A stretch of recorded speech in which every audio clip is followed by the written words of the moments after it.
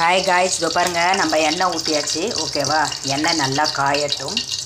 காயாமல் எதுவும் பண்ணக்கூடாது.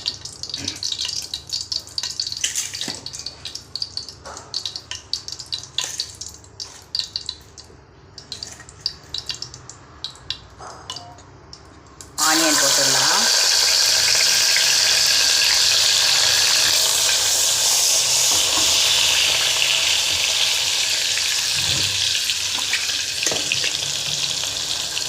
தக்காளி நான் மிக்சிக்கு போடலைங்க, சும்மா ஒரு ரெண்டு போட்டேன்.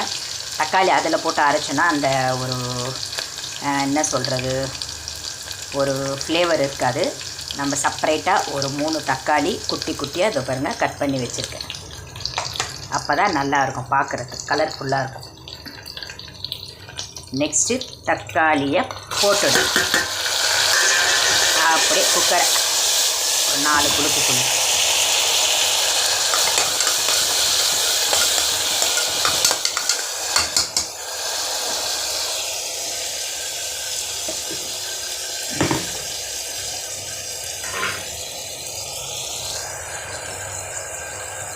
நல்லா மேஷ் ஆகட்டுங்க.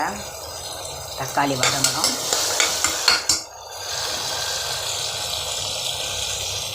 இப்படியே வாங்க, நம்ம உப்பு எடுத்துடலாம்.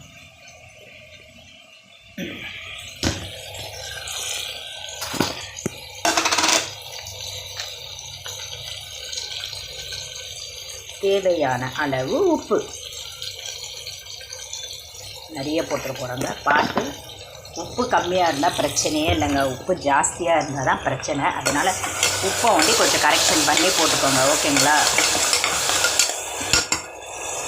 நெக்ஸ்ட்டு நம்ம அரைச்சி வச்ச கலவை விழுதுகளை இதை பாருங்கள், இதை இதுலேயே போட்டுருவோம். போட்டு பச்சை ஸ்மெல் போகிற அளவுக்கு நல்லா ஃப்ரை பண்ணிவிடும். இது பாருங்கள், பார்க்குறதுக்கு எப்படி இருக்குது.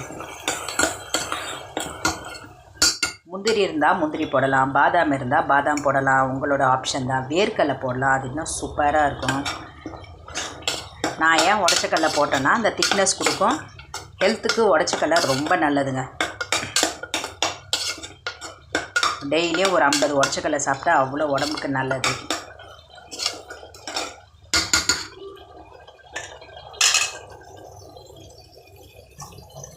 நெக்ஸ்ட்டு நம்ம இந்த உருளைக்கிழங்கு போட்டுடலாம். ஏன்னா எடுத்தோடனே நம்ம அந்த ப்ரோக்கலி கூட ஃபஸ்ட்டு அதை போட்டுட்டு இதை போட்டோன்னா அது சீக்கிரம் வெந்துடும். ஓகேங்களா? அதனால் இப்போ பாருங்கள், நான் உருளைக்கிழங்கு போடுறேன். நிறையெல்லாம் போடல. எங்கள் வீட்டில் எப்படி உருளைக்கிழங்கு போட்டாலும் அப்படியே இருந்துடும். அதை யாரும் லைக் பண்ண மாட்டாங்க, குட்டீஸ்லேருந்து பெரியவங்க வரைக்கும். ஆயிலே ஃப்ரை பண்ணுவோம். நான் தண்ணி போடலை.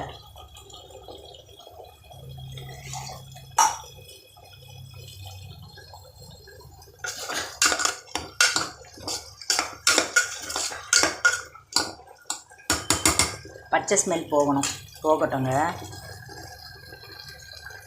1 by 1 பார்க்கலாம். ஃபஸ்ட்டு நம்ம இந்த குருமாவை பண்ணி ஃபஸ்ட்டு வச்சிடலாம். ஏன்னா அப்போ தான் அதுக்குள்ளே அந்த காரசாரமெல்லாம் உள்ளே இறங்கக்குள்ளே நல்லாயிருக்கும், டேஸ்ட்டாக இருக்கும். நம்ம சப்பாத்திக்கோ பூரிக்கோ தோசைக்கு பரோட்டாக்கு இன்னும் சூப்பராக இருக்கும்.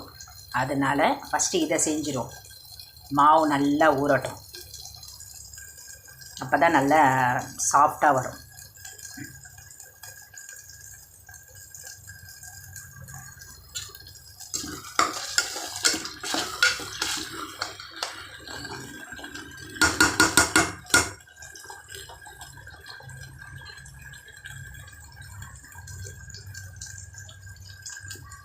ஹாய், இதோ பாருங்கள், நைட்டு டிஃபனுக்கு நான் ரெடி பண்ணிகிட்ருக்கேன். இதோ பாருங்கள், ப்ரோக்கோலி போரூர் சரவணால வாங்கினேங்க. விலையும் ரொம்ப கம்மியாக இருக்குது. இதே நம்ம சூப்பர் மார்க்கெட்டு அங்கெல்லாம் போனீங்கன்னா சாலிடாக எப்படியும் பார்த்தீங்கன்னா இது 1/2 kg 60 ரூபாய் 70 ரூபான்னு சொல்லுவாங்க. போரூர் சரவணால 2 பேக்கெட் வாங்கினேன். வெயிட் போட்டு பார்த்தேன், ஆனால் எவ்வளோன்னு தெரியல எனக்கு. ப்ரைஸ் ஒன்றே எனக்கு நல்லா தெரியும், 25 rupeesங்க. விலை கம்மியாக இருக்குதுன்னு திருப்பியும் போயிட்டு ஒரு 2 ப்ரோக்கலி மொத்தம் 2 பேக்கெட் எடுத்துட்டேன். ரெண்டு மொத்தம் 4. இப்போ நான் 2 தான் போட்டிருக்கேன். ஓகேங்களா? பாருங்க, ஒரு குட்டி குட்டி பொட்டேட்டோ ஒரு 2 கட் பண்ணி போட்டிருக்கேன். பாருங்க. நெக்ஸ்ட்டு இதில் வெங்காயம், தக்காளி, பச்சை மிளகா, பூண்டு, கொஞ்சம் இஞ்சி, சோம்பு, லவங்கம், சும்மா ஒரு புடி கொஞ்சோண்டு உடச்ச கடலை போட்டிருக்கேன். இது மசாலாக்கு நம்ம வெள்ளையாக தான் பண்ண போகிறோம். நோ கலர்ஸ், மஞ்சத்தூள் இல்லை, மிளகாத்தூள் இல்லை, எதுவுமே கிடையாது. ஒன்லி வெள்ளை குருமா மாதிரி இப்போ நம்ம இதை ரெடி பண்ண போகிறோம். பாருங்கள், தக்காளி, ஆனியன் இதில் நிறைய போட்டிருக்கறதுனால அதில் நான் கொஞ்சமாக தான் போட்டிருக்கேன். ஓகேங்களா? பாருங்க, நெக்ஸ்ட்டு மாவு பிசைஞ்சு வச்சுருக்கேன். பூரி இல்லை சப்பாத்தி மைண்டை பொறுத்து டக்குன்னு சேஞ்ச் பண்ணிடுவேன் நான். இது எப்படி செய்யலாங்கிறத நம்ம வீடியோக்குள்ளே போய் பார்ப்போம். வெயிட் பண்ணுங்க. ஓகே, இதோ பாருங்க, கிரேவி கொதிச்சிட்டு இருக்குது. இது பாருங்க ப்ரோக்கோலி, பொட்டேட்டோ. ஏன் வெள்ளை குருமா இந்த கலரில் இருக்குதுன்னு கேட்குறீங்களா? இறக்கக்குள்ளே கொஞ்சம் நல்ல மிளகுத்தூள் போடணுங்க. அப்போ தான் நல்லா ஸ்பைஸியாக காரசாரமாக இருக்கும். இதே மாதிரி ட்ரை பண்ணுங்க மக்களே. ஓகேவா? நான் சொன்ன மெத்தடை ஸ்கிப் பண்ணுங்க. இது பாருங்க, இது ப்ரோக்கோலி ஆயிலே ஃப்ரை பண்ணது. இதில் வந்து கொஞ்சம் சால்ட்டு, ஹெவியாக பெப்பர் தூள் போட்டிருக்கேன். நம்ம பெப்பர் தூளோட மிளகு நல்லா இடிச்சிட்டு போட்டால் அது இன்னும் சும்மா வேறு லெவலில் இருக்குங்க. இதில் ஒரு 4-5 பல்லு பூண்டு தோலை உரிச்சிட்டு தட்டி போட்டு சாப்பிட்டு பாருங்கள். சூப்பராக இருக்கும். இது பாருங்கள், காஃபி. எங்கள் சின்ன பொண்ணு வந்துட்டாங்க காலேஜிலேருந்து. அவங்க டான்ஸ் கிளாஸ் மாஸ்டர் அவங்க.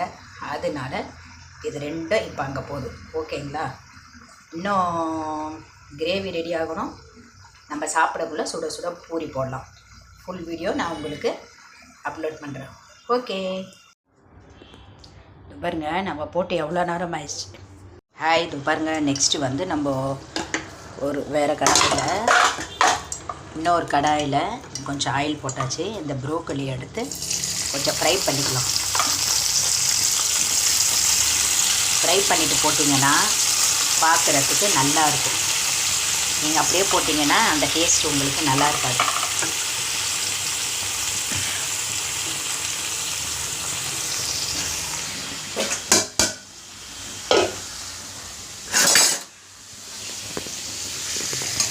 ஃப்ரை பண்ணிக்கலாம். வெயிட் பண்ணுங்கள், நான் கிளறிடுறேன்.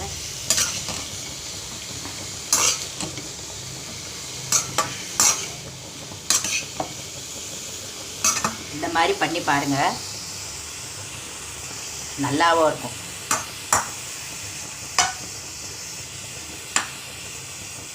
கொஞ்சம் அப்படியே ப்ரௌனிஷாக வரக்குள்ளே நம்ம ஸ்டவ் ஆஃப் பண்ணிடலாம்.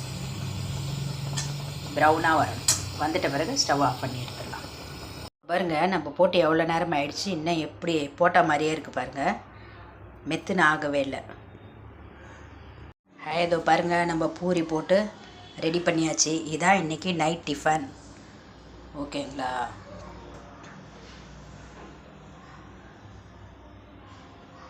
இந்த வீடியோ பிடிச்சா லைக் பண்ணுங்கள், சப்ஸ்கிரைப் பண்ணுங்கள் மக்களே.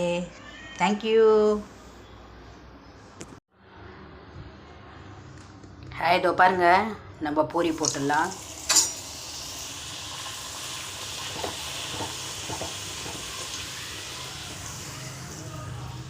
இது பாருங்க, போட்ட உடனே எப்படி உப்பி வருது. புசு பூரிங்க இது.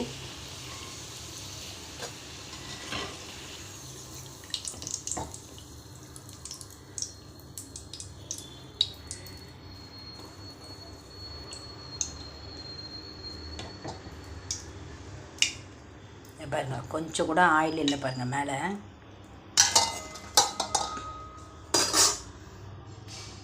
நெக்ஸ்ட் போட்டுடலாம்.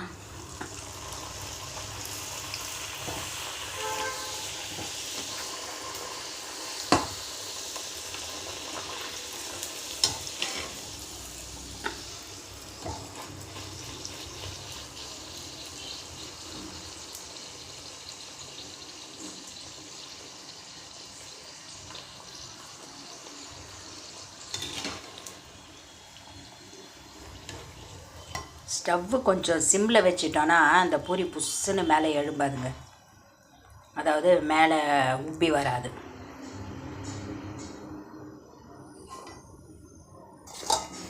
கொஞ்சம் சிம்மில் வச்சிட்டோன்னா அப்படியே மந்தமாயிடும்.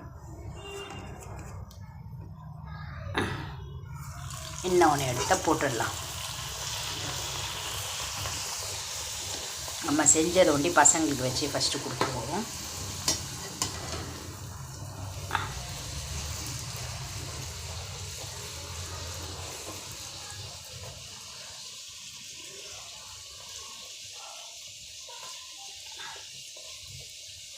நைட்டுக்கு பெருசாக யாரும் பூரி சாப்பிட மாட்டாங்க. ஸோ நான் சப்பாத்தி போடலான்னு தான் நினச்சேன். சரி, ஒரு நைட்டு தானேங்க, அதனால பூரியே போட்டுடலாம். பிளானிங் அப்படி சேஞ்ச் பண்ணியாச்சு. ஏன்னா நம்ம வச்சுருக்க கிரேவிக்கும் பூரிக்கும் நல்லாயிருக்கும்.